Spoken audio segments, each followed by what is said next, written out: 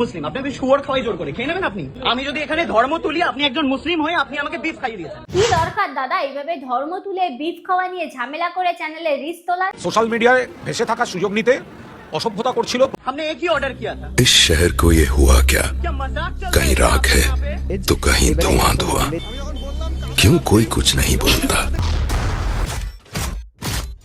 কয়েকদিনের জন্য একটু নিয়েছিলাম রেস্ট, এরই মধ্যে ঘটে গেছে অনেক রকম কেস। অজান্তেই বিফ খেয়ে করেছে কেস, সেটা নিয়েই তোলপাড় হচ্ছে গোটা দেশ। ছাড় পাবে না কেউ, যে যাই করো দোষ, শুরু থেকে শেষ আজ হবে গণরোজ। So hey, welcome back to my channel achieve over. দেশ জুড়ে এখন চলছে কি?